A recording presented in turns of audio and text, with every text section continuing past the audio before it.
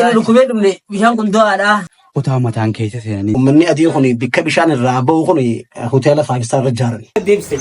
Oke, gabban sammu tanana buuteetu. Kan oowwaa kana keessas ta'a, kan qaamaatis ta'a, kan miilaa keessallee miilli ka'a, kan mataa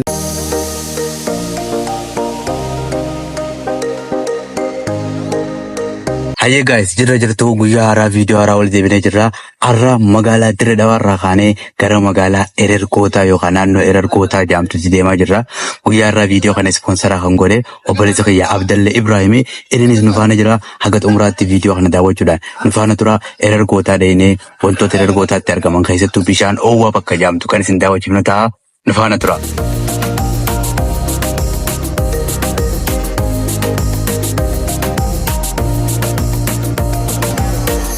Amma Dirree Dhawaarraa kaanee fatara keenya fatarree imala keenya gara Erergootaatti goonu jalqabuu fi Abdalle guddaa galatoomii guyyaa har'aa sagantaa guuturraa guututti Erergootaa deenu ispoonsara ta'uudhaan namni sagantaa kana akka deenu haala nu mijeessee waa hunda danda'e obboleessa kiyya Abdalle Ibrahimii guddaa galatoomii olmaan kee guddaadha jecha guyyaa har'aa carraa harkadhee isaa wajjin Erergootaa deemee qabeenya naannoo san jiru yookaan waan naannoo sanitti argamu bishaan oowwaa daawwachuu kiyyatti hedduu gammachuu guddaan qaba. Hayyee Abdalle maal jettame?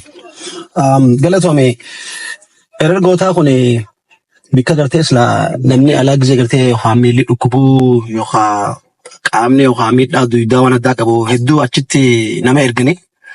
Bikki kun bikka istiraatejii ajaa'ibaati, bikka bareedduudha. Dheenee bikka san akka gaariitti hawaasaaf illee buleen keenya kan biyya alaa jiru Erergootaa waan ta'e hin beekne isaaniif illee achumaan ibsina jechuudha.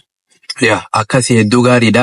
Erergootaa deemnee warra Erergootaa amma dura dhaqee arkee beekuu fi viidiyoo kana yoo ilaaltan akka yaadannootti warra hin beekneef ammoo Erergootaa eessa akka ta'ee fi wanni achitti argamu maal akka ta'e viidiyoo bareedaa kan isin waraabnu ta'a. Haga xumuraatti daawwachuudhaan nu faana tura.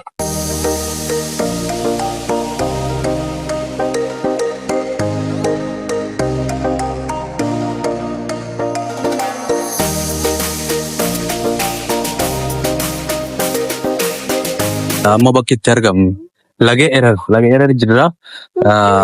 Kan taraa seettanii bakki bishaan oowwan jiru.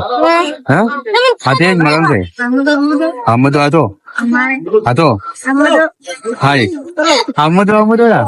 Hayyee bakka ana geesse hayyee. Hayyee guys laga Erer jira.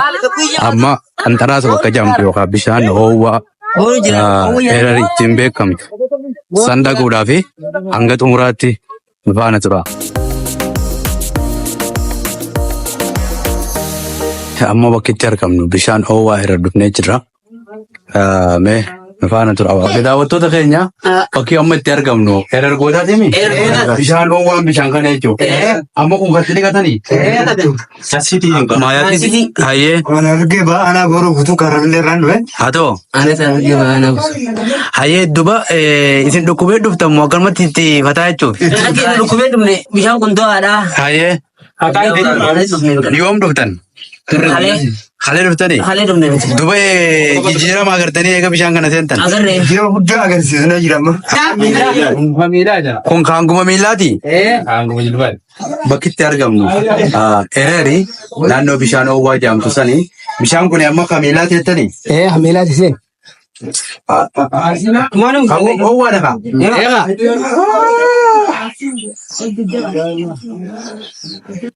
Amma kilaasiin kun kilaasii miillaati jedhani. Miilluma keessa kaa'anii jilbaa gas jechuudha. Waan hedduu nama ajaa'ibu. Dhuguma oowwaan nama dhaga'ama.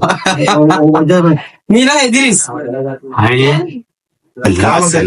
Abdullah Hassan eessarraa dhufte? Gaara mul'atu. Baddandoo irraa dhufte. Yoom dhufte as? Guyyaa sadiimma. Guyyaa sadii. Si dhukkubee dhufte? Ati waa hundumaaf qormatti shukkuun waa hundaaf dawaadha. Hoggaa qaama keessatti qishoo qabbanti si dhagamte. Hoggaa as dhufte bakka fayyitee galta. Amma ati guyyaa dhufturraa hanga ammaatti jijjiiramni adda agarsiisa. Jijjiirama bareedaan arge. Sirriitti. Kan ol fuudhanii fidanii bishaan kana keessa kaa'anii amma miila fiitiin deemee galuu jira. Dhugumaan da'oo jechuun bishaan waan da'a. Jijjiirama arguudhaaf hangam takka fudhata? Amma laal addatuma miidhaan si guddatti. hanguma gartee hedduu keessa goddamtee qabbantii sirra turteeni ilaa torbaan lama baatii takkaa yoo teesse namni wasaa wantaan fidan gamaa gamana qabanii miilaan kana jenna ka fidan fayyee miilaan ajjatee gala. Akkuma miidhama isaati jechuudha. Miidhama isaati. Wanni kun ammoo nama fayya kutaa gamasirraa hanga kutaa afurii ni qaba. Gamasirraa. Gamasirraa hanga kutaa afurii ni qaba. Mataa janiiti kan akka mana daabbootti mataa kan akkatti kaanis ni jira. Asuma keessa olaanaa katan ni jira. Sun kabeelaati kun ka qaamaan keessa taa'e. Namni fayyaallee yoo dhufe nama fayyaalleef dawaadha bareedaadha kaawwayaa qaamaataaf. Amma duba namni kun hogguu dhufu ammoo fakkeenya warra mataa seenuu fi miilaa seenuu fi kun hundinuu wal dhabaa miidha namni miidhaan isaa. Wal dhabaa hundumaafu amma namni as dhufe hundanan qaba. Hundanan qaba. Bishaan oowwaa kana keessaa see ta'a ka qaamaatis ta'a ka miilaa keessallee miila ni ka'a ka mataa sanillee mataa akkatichi kaayati oowwa san if dafqisiisa. Waan ajaa'ibaati namni osaa isaan dhufee miilaan deemee galu. Tuli waan ajaa'ibaati dawaa rabbiin beektaa bikkuma adda addaa irraa si godha. Rabbi kan dawaa jiru bikki kun immoo gaariitti dabdalaguu barbaachisa. Maaliif nama gartee eeraan kun beekamaadha addunyaa irratti. Sirriitti. Isaafuu namni Oromoo eeraan kan hin beekne hin jiru. Gaariitti bikka kana gartee irratti dalaganii gartee nadifummaa isaas gaarii yoo eegan taate qulqullina qulqullina bareedaa taphachuu qaba. Ammoo bishaan akkanatti hawwatu akkana gareen bishaan gartee waan si ajaa'ibu rabbiin akkuma biyya badhaatu nu kannetti dawaallee dawaa nagayaa normaal naachuraala jechuudha. Uumamaan nu kannee wanni kun hanga amma dhufnee agarretti hanga irratti hojjetamee bakki ciisichaatis hoteelli garaagaraa qophaa'ee namni bakka sana dhufe tajaajila gaarii bareedaa fudhatee akka deemuuf hagas mara irratti hin hojjetamne qaamni dhimmi ilaallatuu fi namoonni waan kanarratti hojjechuudhaaf fala qaban osoo dhufanii waan kanarratti hojjetanii nu birallee darbee addunyaafillee wanni guddaa tokko ta'a. Industirii guddaadha wanni kun amma abbaa beekee fi qabeenya uumaa rabbi nuu kannee irratti haa hojjetamuu jenna. Nuti gaarra kunoo qaamaan dhufnee eerar jirra. Amma namni galii bakka tanaa galfatu eenyu? Akkanumatti abbaan dhuunfaadhaa caaluma jee kan tajaajilu asumaa gaafa. Seeraan kun wanta kanaafuu mootummaan beektaa yoo haala hojjeesseef abbootii qabeenyaatiif haala yoo hojjeesse waan kana sirriitti irratti dalagame akka gartee sadarkaa addunyaatti waan kun namni dhufee amma spring water jedhee hot spring water oowwaa gartee lafarraa bahu waan kana kun hedduu barbaachisa biyya hundatti dawaa waan ta'eef nama keenya qofa osoo hin taane nama gartee alagaallee gartee kan biyya biraa jiru waan kana akka qoota fudhatu godhaachuu kun immoo abbaa akkuma terree hojjettetti abbaa dhimmi ilaalchisuutu karaa mijjeessuu qabaaf. Irratti hojjechuu qaba. Waan hedduu guddaadha qabeenya guddaa biyyi teenya qabdu yoo irratti hojjetame hedduu bareedaadha. Haga amma maqaan isaa beekamee yaamamu kana caalaa jechuudha tarkaanfachuu danda'a. Irratti haa hojjetamuu jenna. Galatooma sagantaan keenyatti fufaa nu faana tura amma kutaa qaamaan keessa jiisan keessa jirra. Kutaalee hafanis tokko tokko irra deemnee kan isin garsiifnu ta'a. Hanki jana fisaalijii mummadi oborraa raayin dhufee bikka bulluudhamnee daasii kuunoo gamas dhaynee simida akkanaa kanarra bullee namni fayyaa hin qabne siminni kun ififuu dhukkubaame simida kanarra buluu hin danda'u. Bikka tun waamanni irra ijaaramee akka tajaajilli bikka tana namaa godhamu nuu godha. Amma isin akkamitti isaa isin dhukkubee dhuftan? Boodama fiddan? Anis miila kanaan na dhukkubee hin dhufe lakkee nama hin finnaniif umaa fi hin dhufe. Duba guyyaa meeqa meeqa dhufe? Amma kalee hin dhufe lakkee amma duruu wayyaa arge laa. Amma wayyaa eega fayyadamte jechuudha. Guyyaa lamaa asirra dhiqadhee amma karaa fayyaadhaa garagalee jechuun mana butuu dhiisee. Amma rakkinni jiru bishaan hin jiru, ifaan hin jiru, bakkee rafan hin jirtu, bakkee nyaatarraa nyaatan hin jiru. Amma magaalaa sanitti deebinee qarshii baafnee nyaachuudhaaf rakkoo mire. Rakkoodhe.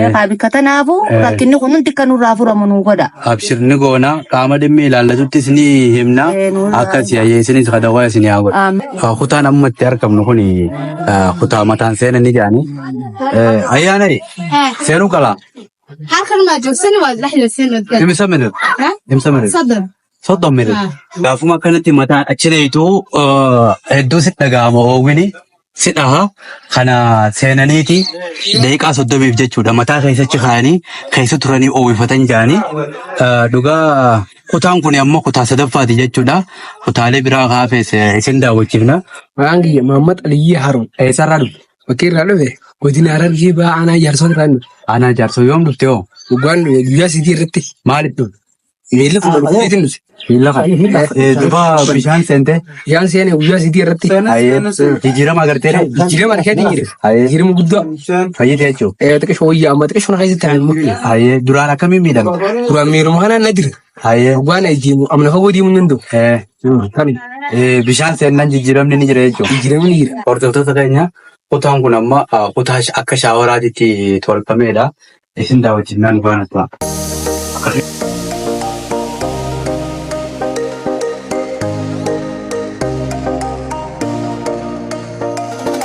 Kutaan shaawaraa qoftinu kutaa jaha.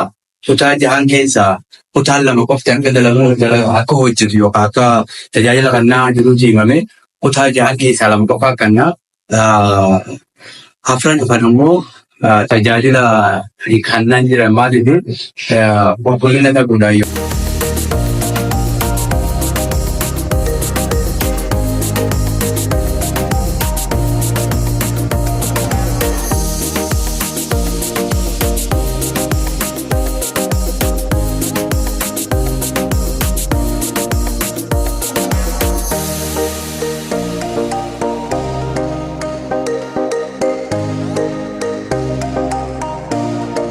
Maqaan keenya Maqaan kiyya Saaladdiin Abrahaam. Saaladdiin Abrahaam yoom dhufte hoo? An argan dhufe amma 7 geettiin jira. 7 eessarraa dhufte? Cirrarraa hin dhufe albarkatte. Albarkattee eessaa si dhukkube hoo? Kabban akkanuma bakka kabbanti sammuu tanaan abbuuteetuma qaama guutuu naa doochite bakka. Sanumaaf hin dhufe. Eega dhufte 7 kana keessatti wayyooyiteere? Jijjiirama harkadde alhamdulillah. Maashaallah. Amma hangam takkaaf turtare? Ammaan tana torbee takka boote deemuun ol fayyadu. Inshaallah ni fayyada.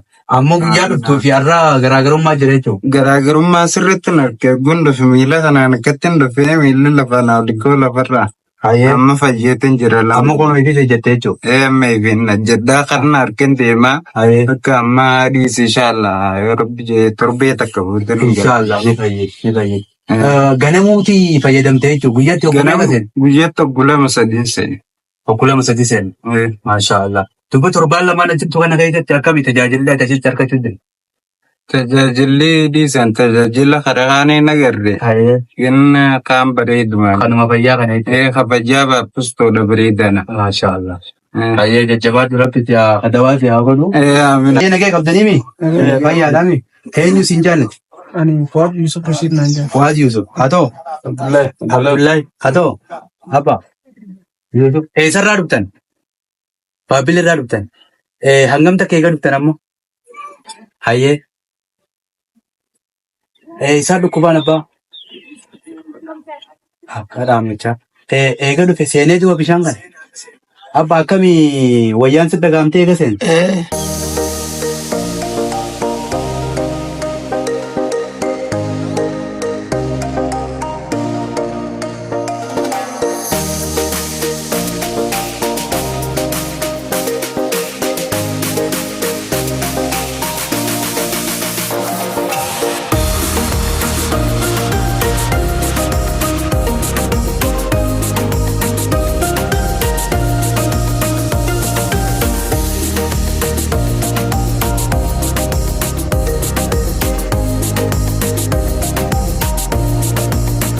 Amma bishaan kun maddi isaa eessaa baha? Maddi isaa laal bakka tana bakka birkaa tana asii baha bakkuma maddaa tanarratti Haaile Sillaaseen gaafa duratti ijaaree kaan achiin akka shaawaraatti mana keessaan kutaa bakka 4 kanaan mataa gubbaan bombaatti godhee akka shaawaraatti bishaan moowwaa kana dhiqatta. As deebi'eeti madditi ji'aan tokko taqaamaa tana asitti keessa teessumaa tana seenna addeebineeti ammas kutaa ilbaa gadii tana seenna bishaan kun ammoo qulqullina ifumaa fi qulqulleessan achi hoggaa yaa'e ifumaa fi haa adabra. Kun wal jalaa baa jechuudha. Wal jalaa baa jechuudha. Amma achi keessatti teessee hoggaa dhiqatte madditii isaa hin taa'us yaa hojjetti kunoo kanuma ilaaltee gattu kana achiin lafaa ol baha asiin jalaa kuyyaa kabeelaatii fi kanaas akkanatti asumaan kutaa jechuudha. Ifumaa fi qulqulleessa jechuudha. Amalaan bikka kanaa kana ni jira biyya alaa kana ni jira. Bishaan dhoowwaan akka lafarraa bahu kuni akka malee gatiin isaa qaalii ol seentee keessa teessee bahuudhaaf sa'a muraasa takkaaf. Waan ni godhanii uummanni adii kun bikka bishaan irraa bahu kun hoteela 5 star irra ijaarani. So wanni kuni qaama sirraa ta'a jechuudha. Mataan isaa tokko badhiqachuun gatii guddaa kafalta. Ammas dhufnee kun akkanatti nuti hooma garteen shaayii namaan binne takka kafallee dhiqannee baanu kanaan baana. So kun sirriitti irratti dalagamuu barbaachisaa akkuma harreef jetti. Amma kaalee malee ture shilingii ture qarshii 2 ture qarshii 3 qarshii 4 qarshii jechaati qarshii 10 10 amma 50 irra geejjee jirti. Ammallee kan isaan maluu miti kuni. Ammallee irratti hojjetamuu qaba. yoo gaarii qabamee wanni isaa hundi isaa eegame kanaa ol. Kunuma qabeenya is part of the tourism. Turizimii gartee harkisaa cusoo qabeenya biyyi teenya qabdu takka keessa takka jechuun kun amma. Ammoo kana xiqqoo akkanatti arguu kiyyaaf niin gaddee garuu immoo ni jijjiirama akka jijjiiramu abdiin qaba. Maaliif haa jijjiiru waamuu marti waraabaa dabarsama hojjetee maali. Namoota hunda bira gahaa akka jijjiiran abdiin qaba. Ammoo bakkee kuni bakka namni jijjiiree jechuudha. Garuu tokkoon isaa qulqullina hin qabu. Hin qabu.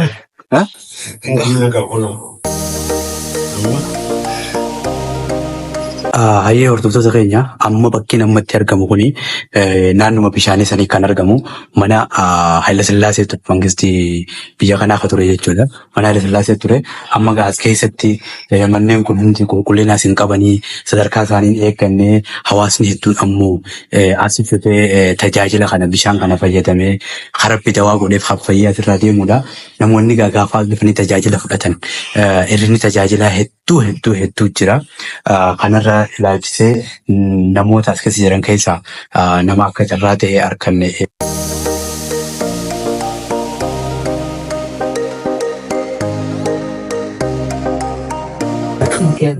Eenyu galma? Ashaalii. Eessarraa dhufte hoo? Malkasiitii. Harmaaya jechuudha. Waa'ee isiitti irraa dhufte. Yoo dhufte hoo? Sinumaan isin walqubee dhufe moo? Akkamitti isin dhugudu? Mana hakimaa fideenye. Hayyee. Akkasumas Habashaatis fideenye. Hayyee. Wanta akka jijjiirama nuuf nuti deemne. Hayyee. Hanga gaara qoonqoo qabannee ol kaa'an takka. Hayyee. Hanga biqiltoota keenyaan as bishaan akkanaatiif jira. Haxaa'aatis, hamiidhaatis, hammataatis, haseenanii jiran jennaan. Isa kana hordofii godhuudhaaf barbaada isaa amma guyyumala. Guyyumala. Bishaan fayyadamtanii? Akkamitti wayyaa argattanii? Hanga ammaan dura bakka haaqamaatii fi bakka dawaataan fudhattanii kana kam durraa? Kanarratti agarree jechuudha. Wayyumaa. Wayyumaa. Maashaa Allah. Kan amma duraan biyyee duru. Kolkaanee gahaa dadhabne. Dawaa kan bishaan kanarra itti agarreeti. Seennee guyyaa seennee galgala asirree seennee bahu jirra. Ilmaa fayyaa akkam bareedu itti agarreeti. Maashaa Allah. Dhugumaan dawaa jettee jechuudha. Dawaa namaa godha. Waan fedhe rakkisiisa qaba. Kaasanii miiqonni wamara biiti. Talmara biiti. Jenneetuma waa dilmee miti. Waa dawaa miti. Kuni ajajuma rabbiiti jenneetumatti daawwannee keessa taa'u jirra. Inshaallah ammallee haa dawaa isinaa godhu. Mana kana amma guyyaa keessaniif kan jiraatu jechuudha. Kiraadhaa. Kiraadhaa. Meeqa? 200 gaafata. 200. Guyyaa meeqa? Galgalatti. Halkan tokko 200. Qaamoo eenyu fudhata? Abbaa warra bishaan sanii. Nama dhuunfaati jechuudha. Bishaan guutuu seentaa meeqa seentaa? 5. Amma isin gaariitti qopheessanii namni galee magaalaa fa'aa deemeeti magaalaa bulee fa'aa deemee.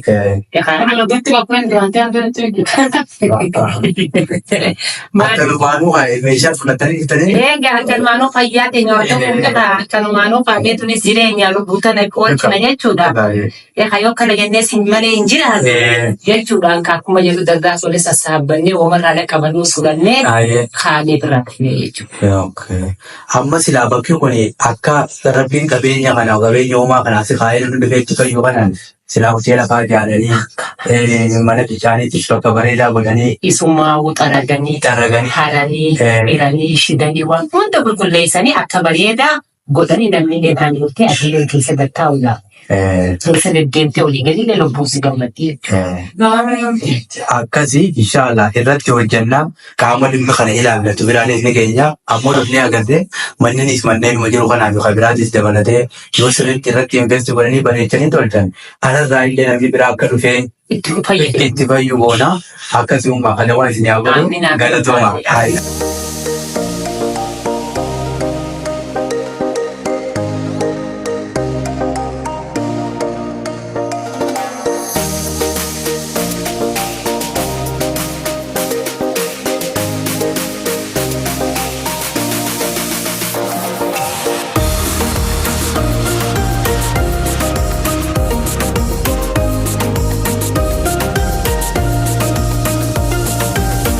daawwannaa erer yookaan bishaan oowwaa erer daawwanne asitti kan goolabnu ta'a.